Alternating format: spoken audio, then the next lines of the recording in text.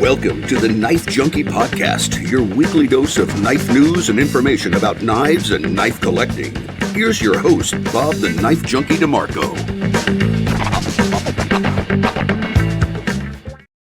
Welcome to the Knife Junkie podcast. I'm Bob DeMarco. On this edition of the show, I'm speaking with T.Kell of T.Kell Knives. Tim is a former Marine, a talented machinist, and the helmsman of one of the most successful knife-making ventures in the USA. He's grown his fan base, and yes, I do mean fan base, or T.Kellians, with a weekly live stream produced by his wife, who goes by CW. People love Tim, it's true, but it wouldn't mean much if he didn't make such amazing knives. I'm proud to be a design contributor to T.Kell Knives and look forward to many, many years of more fruitful collaboration with Tim. But first, let's catch up with him and find out what's going on. We'll take a look at some really exciting new knives in the offing. But first, be sure to like, comment, subscribe, hit the notification bell, and download the show to your favorite podcast app. That way you can listen on the go.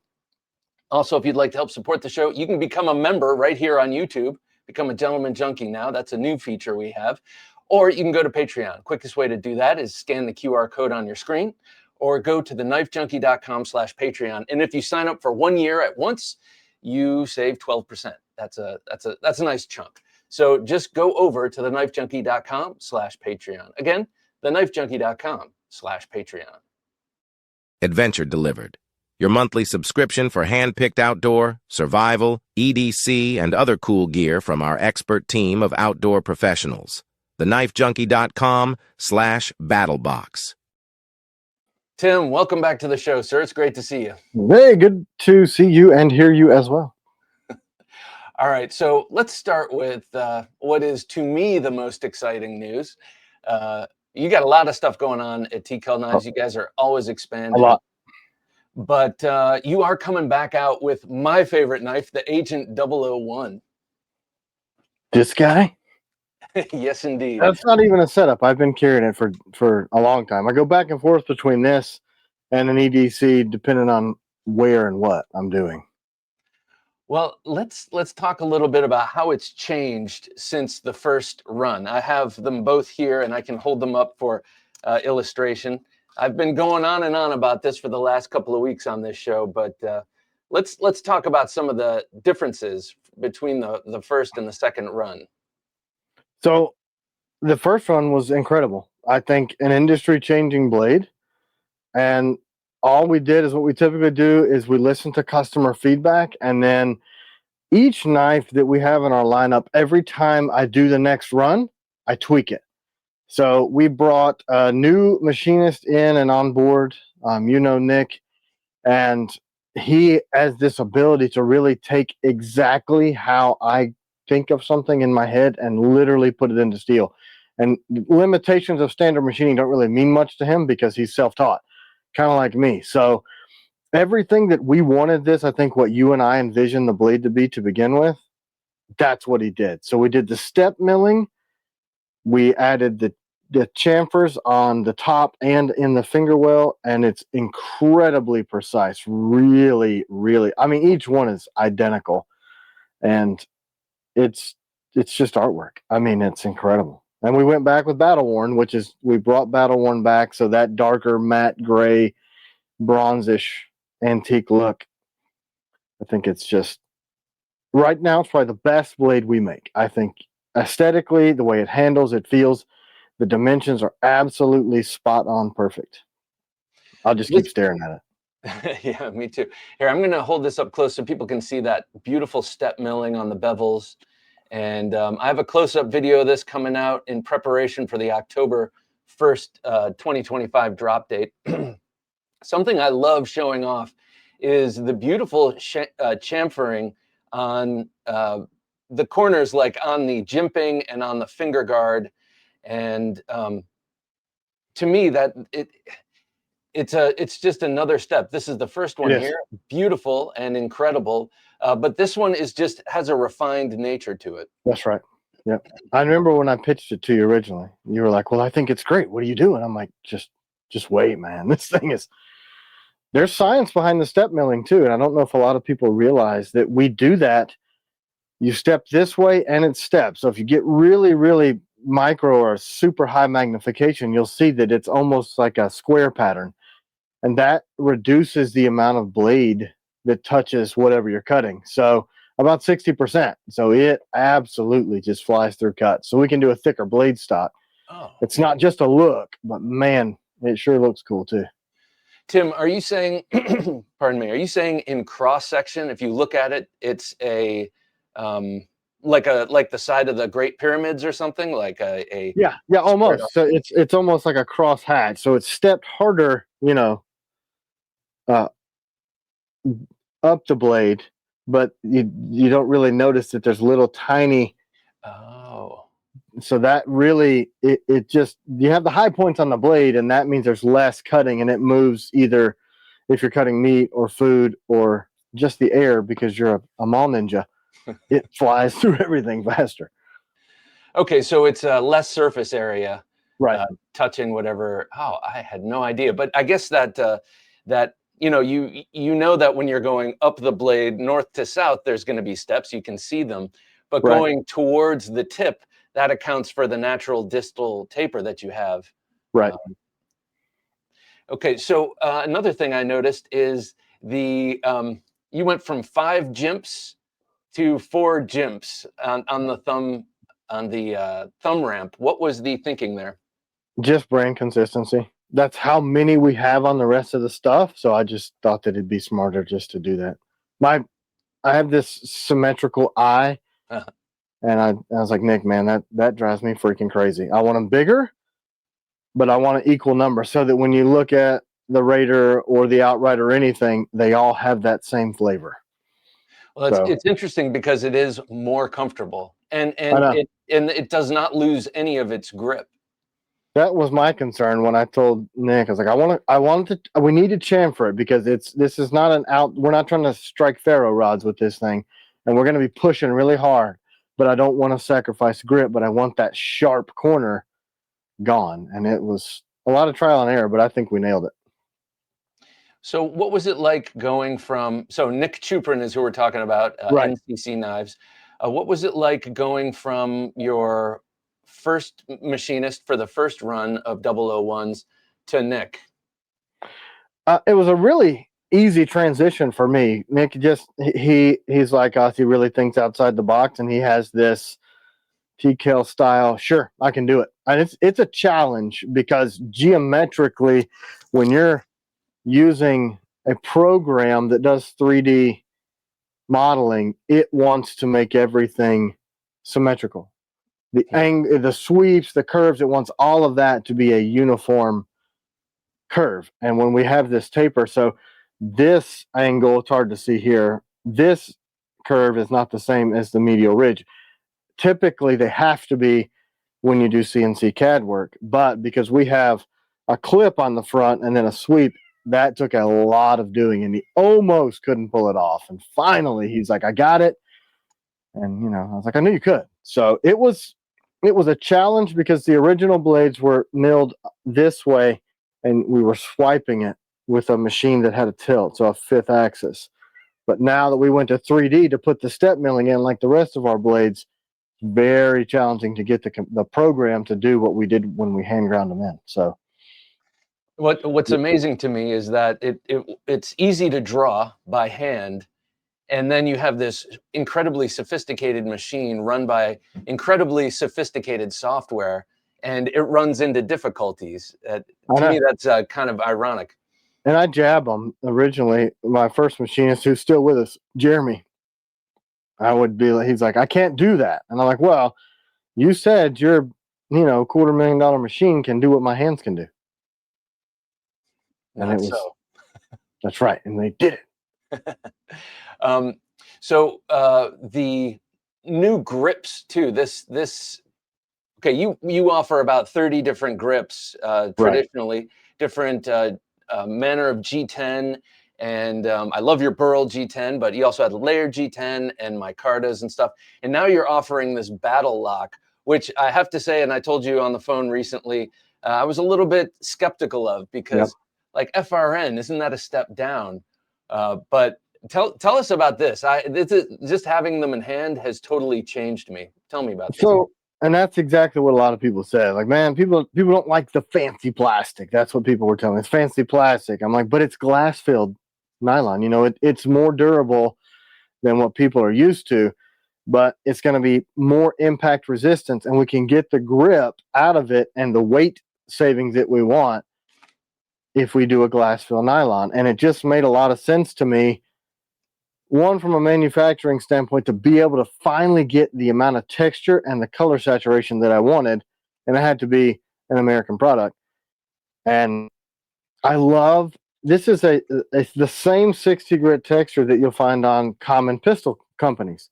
And we had to find the manufacturer of this pattern and get permission to use it. So I knew that it would increase grip, and that's what we really need, because my grips are less on the, you know, broomstick style handle. And I'm in your camp. A lot of people were skeptical, and then they grab it and they're like, man, why didn't anybody else do this? And I guess they didn't ask the right questions. So are you saying that the design, the contours of your handles are more slender, therefore you need more grip? What do you mean?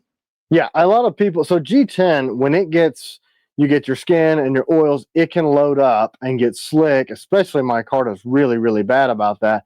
Initially, they have a lot of grip, but then they're difficult to clean, and to put a lot of texture in them, it kind of messes with the integrity of the surface. So you'll get chipping and flaking, and I couldn't get it aggressive enough, but not be sharp and still be something that would be cost effective to manufacture.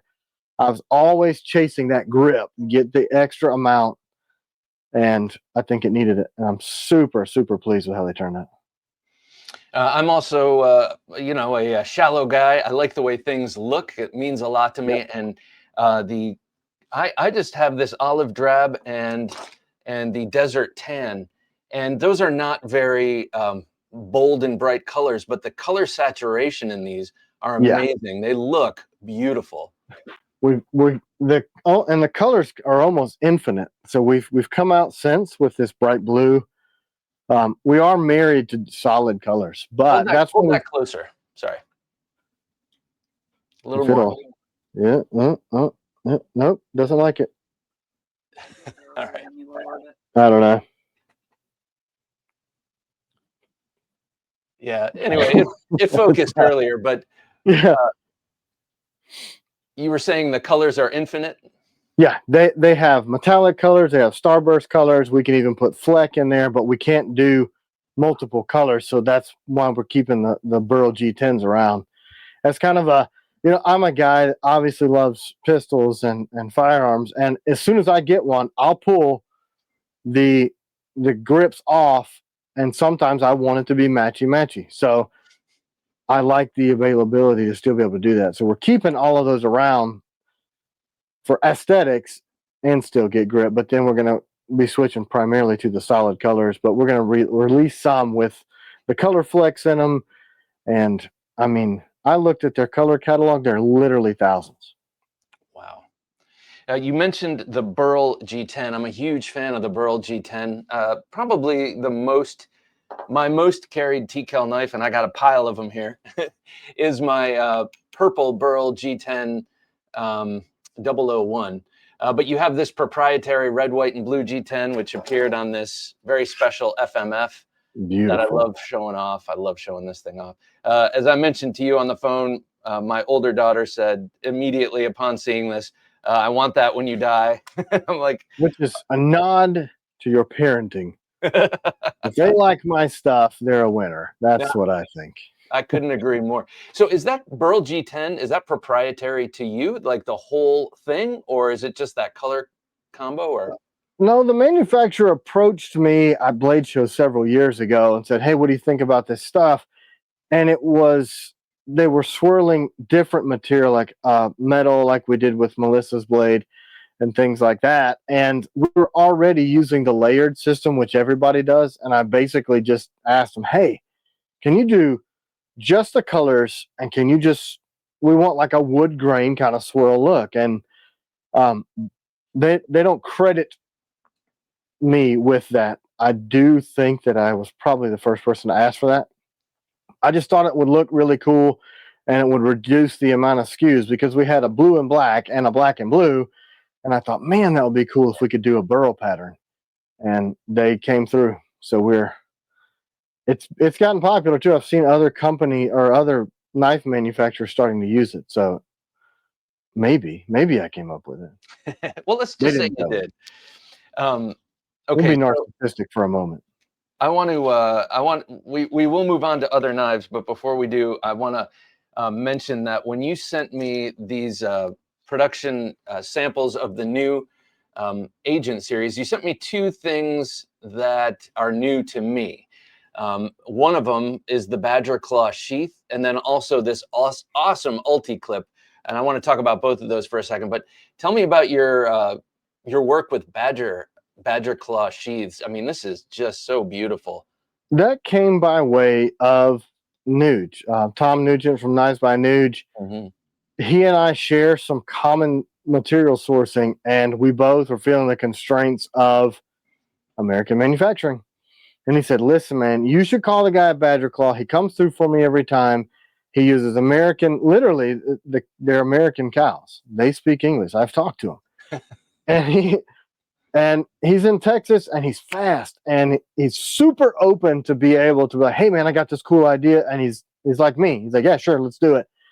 And it just expanded the possibilities of what was possible. And I love a pocket carry sheath. They're quiet. They're comfortable. They got holes to mount stuff. I like them. And I almost considered moving completely to it because, Kydex, leave it in a car and it's garbage for too long. So, we're trying to back into using some other more creative products for sheathing, but we don't have that nailed down yet, but I love it. And that I have to give that credit to Nuge. A great dude too. So yeah. And so wait, now I got a couple of things. We're going to get back to Nuge in a second, but you were pointing to the handle. Are you saying that, were you implying that maybe sheaths could be made from the same sort of FRN that you're making the battle locks out of? Maybe. Stay tuned. All right. Knives by Nuge. I love Tom Nugent. He's a great guy. I have two of his knives that I absolutely love. Both of them have this incredible jute wrap on it. So I had to get the DP1 with the... I love that knife. I do too. With the Nuge, Knives by Nuge jute wrap, and it has the Badger Claw. It's a perfect setup. I dropped this in my pocket. It's good to go. Yep.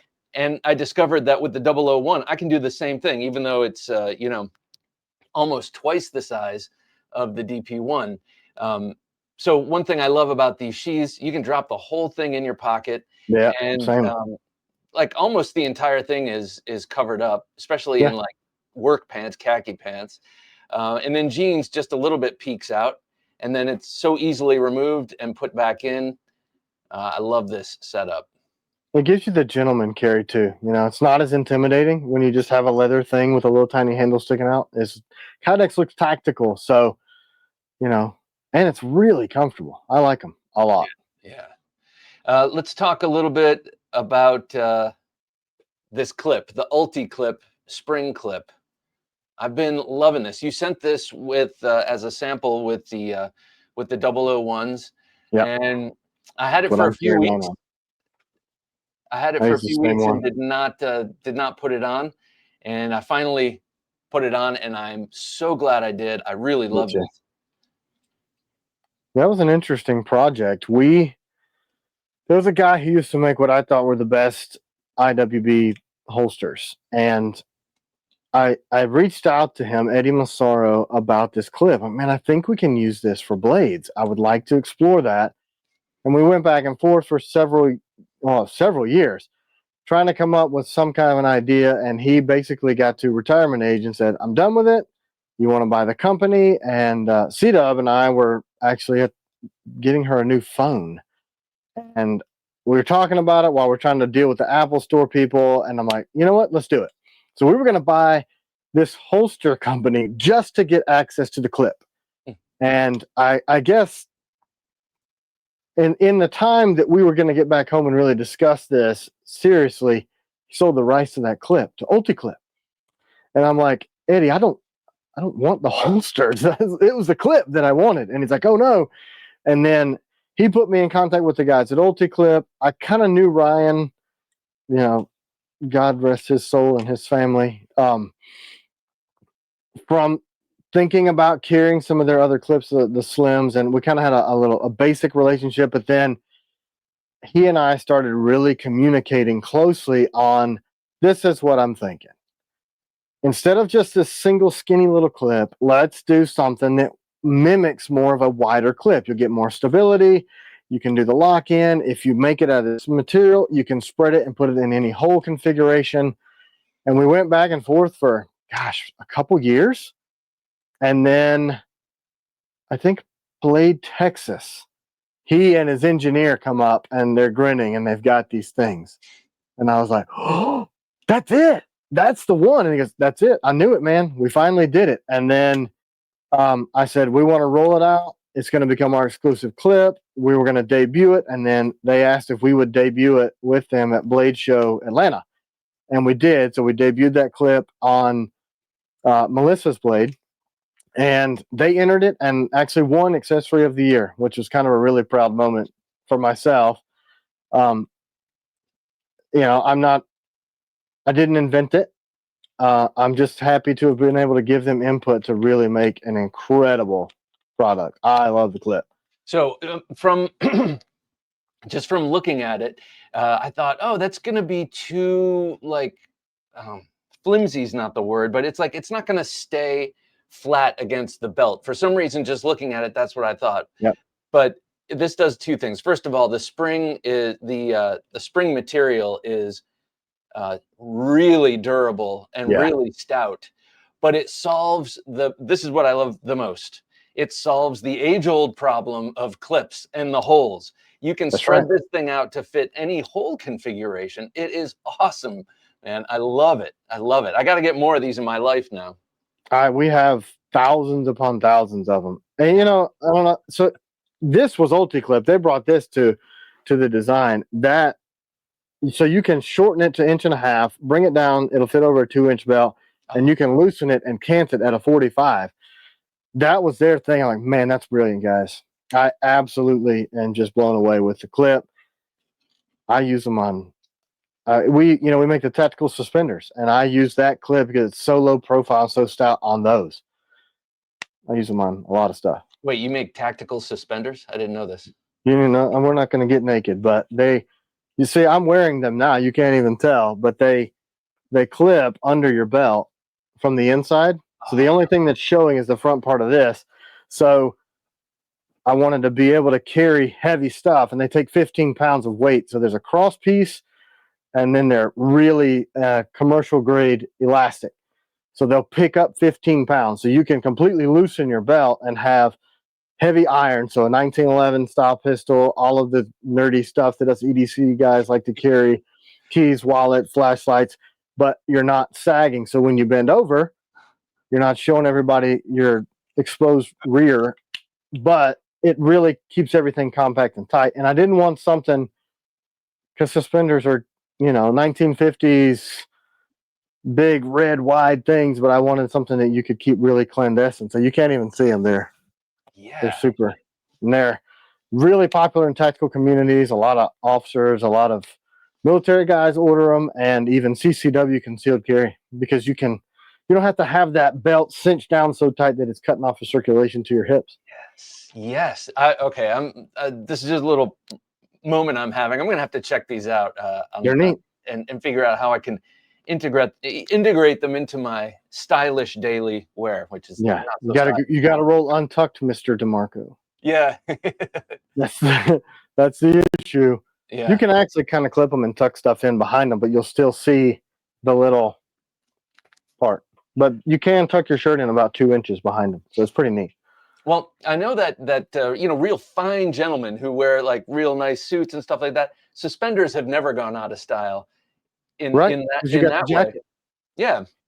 So I could see some sort of a tactical GQ crossover here, but this is something I got to think about. John Wick with a blazer, of course. Yeah, exactly. That's the marketing angle. I need to call Keanu. We're good friends. That's a lie. Not at all. So we've covered this clip and these badger claw sheaths, which brings me to, and you've mentioned Melissa Backwoods and her knife collaboration, Tomas Alas and his collaboration, my collaboration with you. What do you love? And you've done these awesome 007 Agent 007s with the Japanese wrap with auxiliary manufacturing. Tell me about what you get out of these collaborations besides awesome products. Right. Well, and one, we'll focus mainly on the Agent series. That design was brilliant. That was the first, that was the predecessor. You know, you kind of served up this incredibly beautiful design on a silver platter. And when we initially started talking about it, I was like, man, I've really been trying to nail down that bird beak style blade, and I don't want to do what everybody else is doing. And I made minor tweaks to the handle. You had already designed it around our platform lengthwise, the narrow grips. I made a few tweaks. I changed the blade. The only change I made to the blade was put my name on it. And that was it. And figured out how to machine the thing.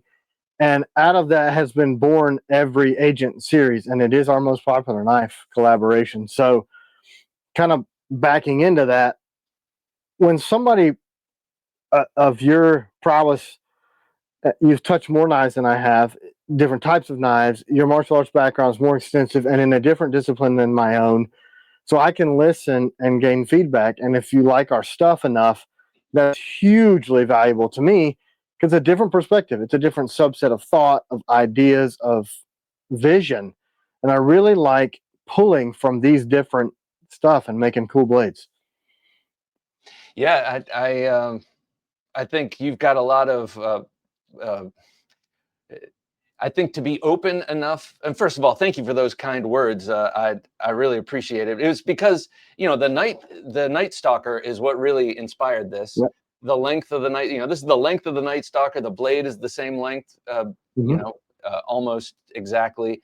And because I was carrying that so much, it's such a great knife. I was thinking, okay, this is doable. You know, carrying a fixed blade knife on my waistband, outside of the waistband, and still have a shirt to cover it easily Right. is totally doable. So, I mean, you know, right back at you. Like, I was so thrilled that that was something you wanted to do. In my line of work, collaboration is absolutely essential, and you get the best stuff. Yeah. When you're asking your cameraman, what do you think we should do here? Or what do you think the lights should be like?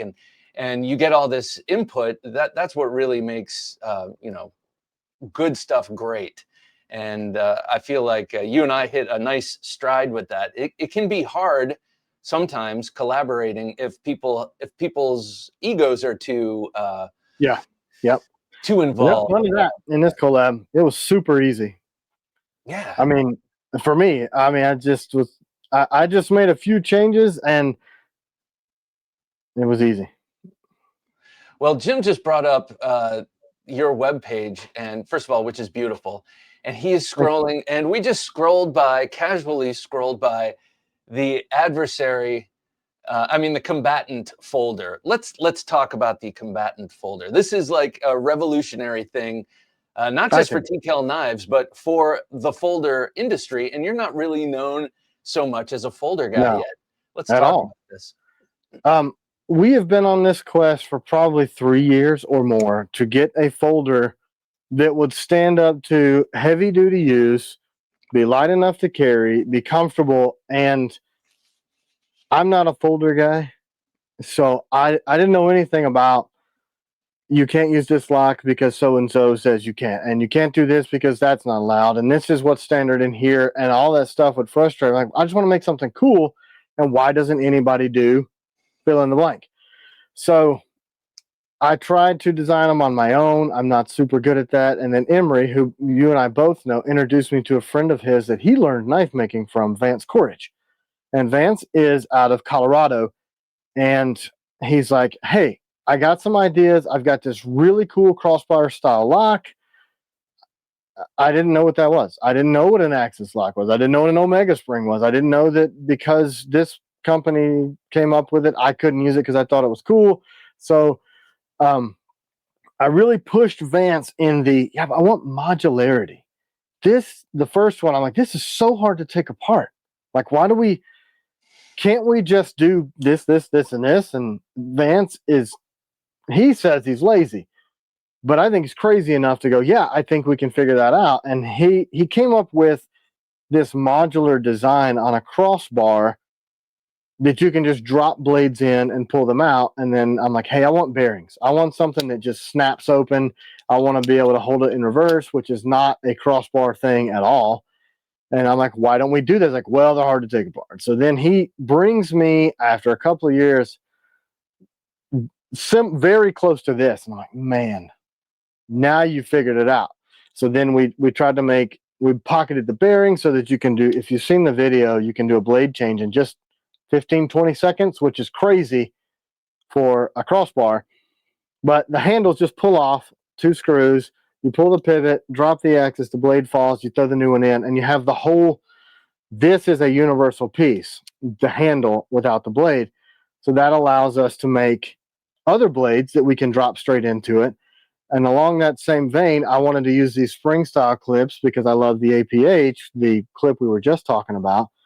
But there's an aftermarket support for these clips that all these people make titanium clips, deep carry, they make metal clips, colorful clips, you know, the aftermarket support for this clip pattern is huge. And I'm like, hey man, You talk about the some people spring. don't like clips. Right. So there's, I mean, like Lynch Northwest makes one. There's a bunch of other people that make, I thought I had one laying here. I don't. But if you don't like a wire clip, you can just pull this off and get one from Amazon that's metal and full and deep carry. So there's so many different options. And I wanted, of course, we do interchangeable grips. And I thought, how cool would it be if you could just get one frame and then buy all the blades and just swap it out? Or you can take in 10 seconds, change a grip out, or in just less than a minute, change a blade out. I really think what we've come up with is very unique. And the last feature I think that's unique is that this back spacer and the liner is a 2-piece design, but that's your stop. So you have this big 1/4-inch chunk of metal that is a stop and gives us support for the blade, and then a hardened steel bar between that and the actual blade. It's incredibly strong, and it's not been done that way. And I really like modularity. Sorry to interrupt you, sir, but that's interesting because that's kind of like a traditional slip joint, how a slip joint stops. This is where, okay, so this knife, coming from a folder guy, is unique in a number of different ways. First of all, Axis lock style knives with Omega springs are notoriously just a pain in the ass to open up. Exactly. And to put back together. I hate it. I've only done it a couple of times and I never want to do it again. B, you have a knife that you can change the blade, legitimately change the blades without it having some sort of a cheesy arm and a cheesy sort of razor style blade that I've seen that before. But this is different. This is a totally stout and solid regular blade that you can switch out. Maybe an adversary and a combatant. And I think you have a sheep's foot style blade coming in there. Yeah, CW stole that one because she loves it. And then you've got, that's cool. And then you've got this sort of stopping system that's like a slip joint. I mean, this is very unlike folders in general. I mean, I haven't heard of a folder that does any of these things, let alone all 3 of them at once. And then also, it's an unusual business move to make something universal like that, instead of saying you got to buy the whole new knife. You like this other blade, got to get the whole new knife. That's what we did with our other stuff too. People are like, you should just make a G10 in black and sell 50 of them. It's a stupid business move to make all your stuff interchangeable. I'm like, but I value my money. I work really hard for it. So why not give a guy the ability to swap his grips out? I don't understand that. You know? Yeah. It just made sense to me across the board. So yeah, it's dumb business wise, but I think value to the consumer, and it's neat. So how I'm holding up my combatant right now. How different is the size between what you're holding in your hand and what I have in my hand? So I'll do them side by each here. Oh yeah. They're very, very similar. To get the pivots and everything in the right spot, we only had to lengthen it just like 3/8 of an inch. Put it real close to the camera, Tim. Let's see if we can. I'm trying to. It doesn't. There we go. Hey, There we go. let's see if I can get it to stay this way. So they're very, very similar. The handle platform is the same, but we just had to push it slightly forward. But the geometry, so you see these scoops and everything are the same. Huh. So we just had to kick this back. Oh, we lost it. There it is. I think that's just over 1/4 of an inch, so that we could get each blade to tuck into the handle where there'd be no issues to make it modular. Right. So I can't zoom it in. I do need to send you one so you can play with it. I'm not going to say no to that. You know, people are going to love this because probably if there is any criticism of the combatant or the adversary, you might have guys with giant meat hooks saying that the handle is too short, which they can remedy with a sentry grip, obviously. But Right. but this is going to extend the handle by 1/4 inch, so it's going to make it even more, even better in hand. Yeah, so you've got a lot more of a grip than you do on the standard combatant. So that one stops just past, and then the combatant tucks in a decent amount more. So that extra 1/2 inch really makes a big difference.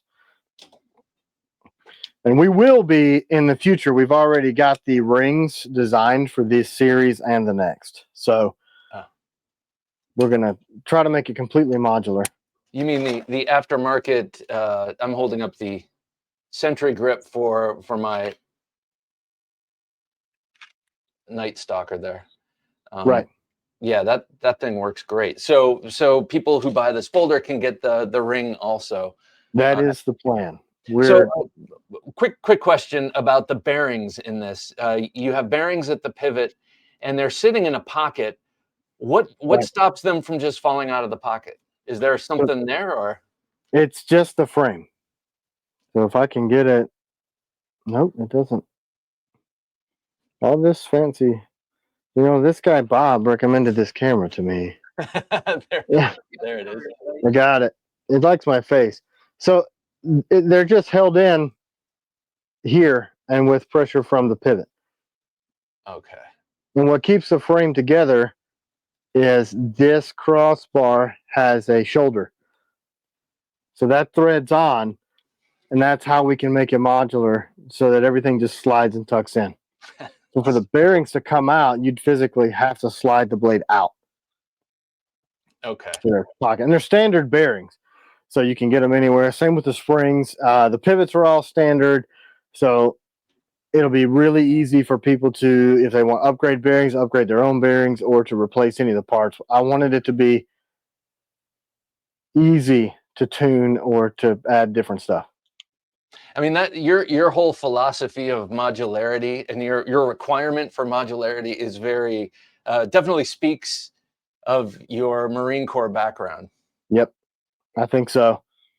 I mean, one piece of kit, one pistol, everything needs to fit so that you can easily change with your environment. And that, I don't know why that seems like such a revolutionary contract or concept in this industry. And it just made sense to me. Well, I think people want to sell as much as they possibly can. I think that's why it's kind of revolutionary or interesting. What's the production schedule on that?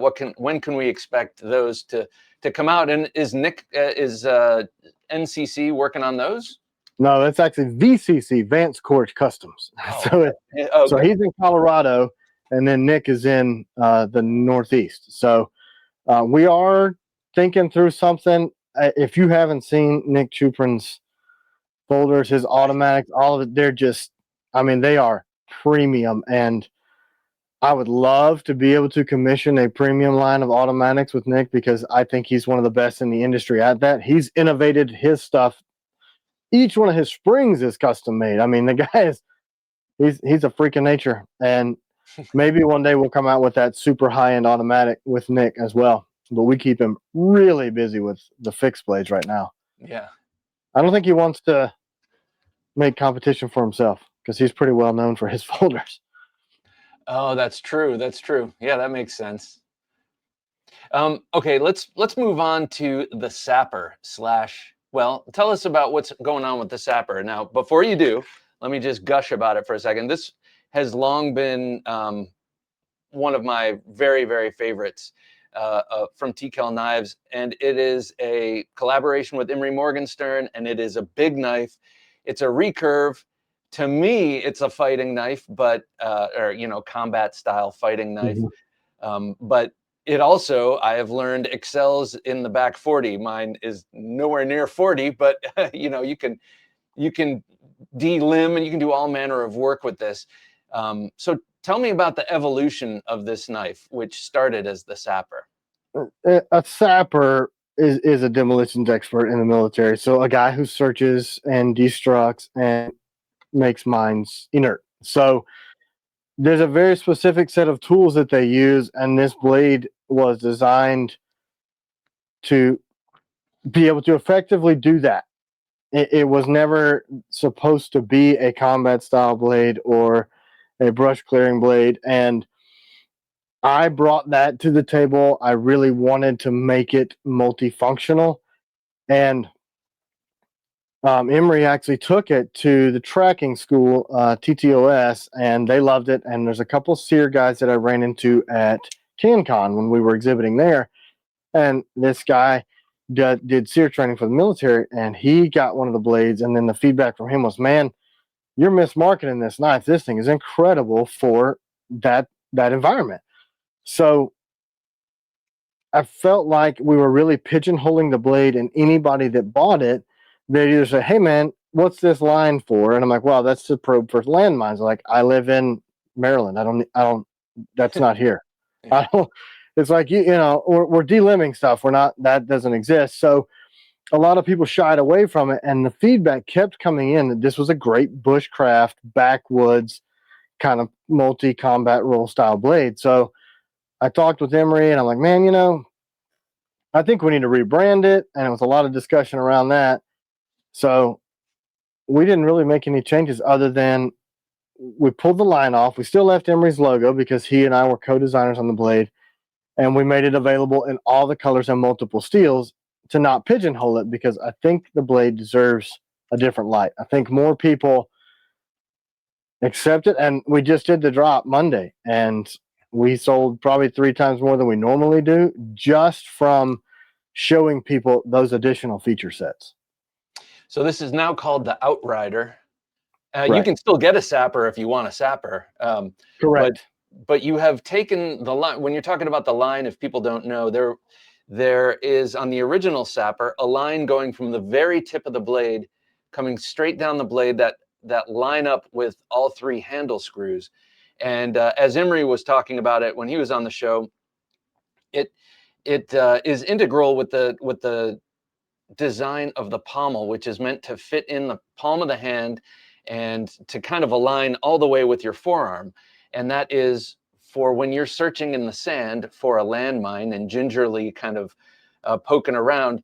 That line shows you exactly where the tip is when the tip is buried in the sand, so you can know exactly what where your probe is, basically. That's important. You don't get any small misses with a landmine. Yeah. Yeah, I would imagine not.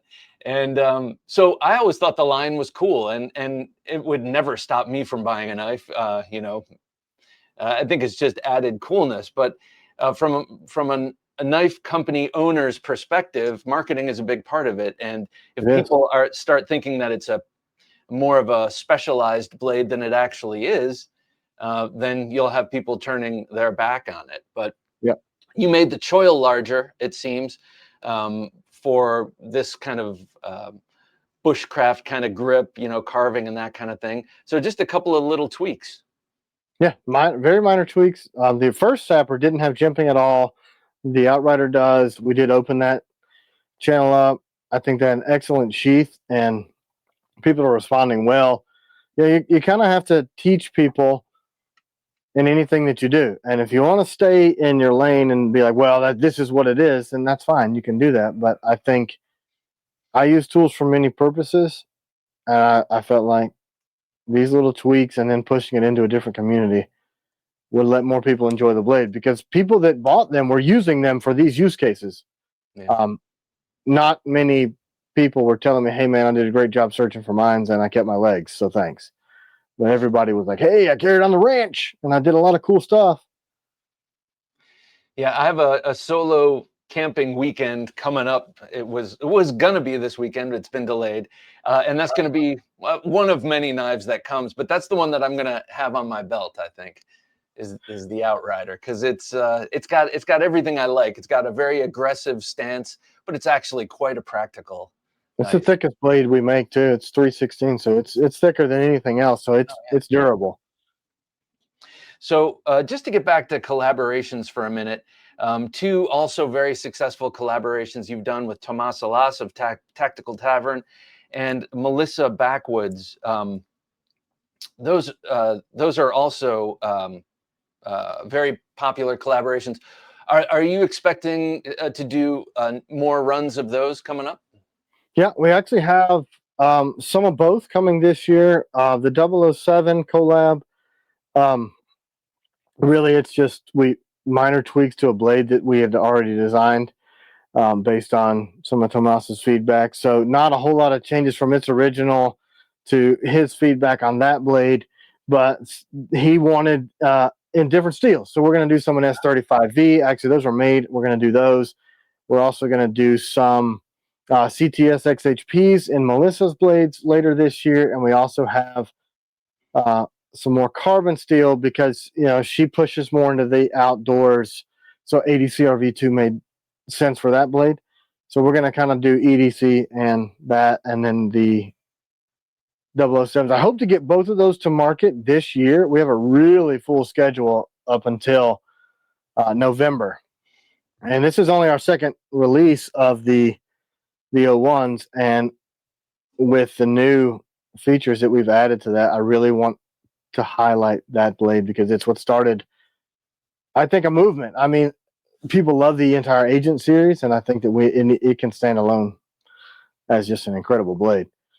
Yeah, and so you have been generous with me, and you sent me the 3. This is the 3, right? Yeah, I believe the 3 and the 2 and Agents from the Agent series.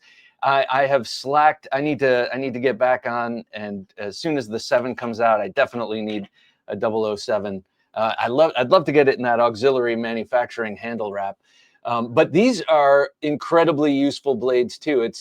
I'm pretty impressed by how you took the original 001 and ran with it. The tweaks you made to the handle made it so incredibly comfortable. I look at my original drawing, and I can just tell it would not have been a very comfortable grip. It kind of looked cool, but that was where I was coming from. It also had the bird's beak utility, but you really actually made it an ergonomic masterpiece. And then adding blades is just makes sense here. Yeah, that's my style. Like the 3 is the Night Stalker blade. So I was like, that kind of pays homage to the beginnings of the entire Agent series. So, and that's a unique blade. I think I have actually seen that blade style popping up across the industry in the last year or so, which makes sense. That's our best seller, that blade shape. So it just made sense to do that and bring the Warncliffe we already did. And then there's the 4 and the 5 that I don't think you have yet. No. We need to rectify that because the 4 is very Puko chivy. I can't. This thing hates me. I don't know what it's. As close as you can get it, it'll pick up focus. Oh yes. There we go. Now if I can get the lighting. So it's a little mini Puko, sub 3 inches, still 165, super stout tip, and this little guy is nasty. Absolutely nasty. So this is the new 4 that we haven't sent yet, and then the 5, I don't even have one completed from heat treat yet. It's a little clip point. Look, I modeled it after a folder, but it's the same footprint as the 01 blade, but the grind is completely different. Single edge, swedge, high grind, and the thinner steel. Oh, cool. Is it the same profile as the one? Yeah, it was an accident. When I ordered the steel, I didn't pay attention, and they sent it to me in 125. And you can't even tell when you look at the 5, but it is. So I just made it I swedged it all the way up in a single grind, and you'll recognize it when you see it. But I need to get that out to you also, because it's born from this blade on accident. The steel came in and I'm like, what in the hell did you do? This is the wrong thickness. And he's like, did you see your PO? And I'm like, no. And I'm like, what the hell are we going to do? So I was like, well, knife makers make knives. So I made lemons from lemonade, and we turned them into the 5, the 005, which is, it's a lot of people love it. It cuts like a steak knife because it's thin. Ooh, that would make a great steak knife. Get a fancy handle on it. And yeah, that's a good idea. Is there a 6? Well, here's a funny story. What is the 007 was the 006. I had designed it. You can look at that blade and tell that it came from the Nighthawk design and the Ops Hawk design. I wanted it to be more aggressive in its styling because the Agent series is really slim. So I had already designed it well before the collab came about for the 007. And it was actually Tomas's idea. He's like, hey, man, can we please call it the 007? I'm like, that's pretty rad. I guess. So we never backed into the 6. So 6 is open. It's like we skipped it. So we have 1 through 5, TBA on the 6, which I actually, Dave Everett, OG Blade Reviews, he is really wanting me to put a true call on that handle platform. And I like where his head's going with it, but I want to make sure we separate it from the 01 because the 01 does double duty, in my opinion. Due to the double edge, it has that back cut. Yep. But I know where Dave's going with it. I'm sure he wants that fruit knife shape, which would be. And it is the trailing point is much more aggressive on that thing. Yeah. Dave is a great guy. I'm always talking about Dave. Yeah, and he really knows his stuff too with the martial arts. He does. Yeah, he certainly does. He was actually texting me about it, like, "Are we ever going to do this?" And I'm like, "Man, it's been a crazy year. You know, we took some serious manufacturing losses. We've done incredibly well this year to rebound from that." And I was like, "Hey, we just kind of had to pause that. I would really like to get back to that." And then there's another design that the Knife Junkie. I don't know if you've heard of him. Super good dude. You should check his podcast out too. He's got some great guests on there. There's another design that I'm working with Bob on. You should look him up. Oh man, that thing is cool. That thing is wicked. I you gave me, I don't know, maybe about a year ago, the print, the 3D print of it. I absolutely of that in the smaller version that you came up with. I absolutely love it. You know, and this is the sort of thing where you can't be impatient about it because you know, I have no idea what it's like running a knife company. And someday when that has gotten to and that fighter is in the works, it's going to be such an exciting thing. But you know, I just tell myself, well, I'm not a knife company. I don't know what it takes to run. And you've got all of these different blades that have to come out. You just mentioned manufacturing loss, which, without getting too deep into that, like, how did you rebound from that? It's the support of our community. That's it. I mean, we have historically sold blades at an alarming rate. If you do the mathematics side of that, from 6 years ago almost, where I got my business license, to now, we've grown 3,850%, which is absolutely astonishing. Damn.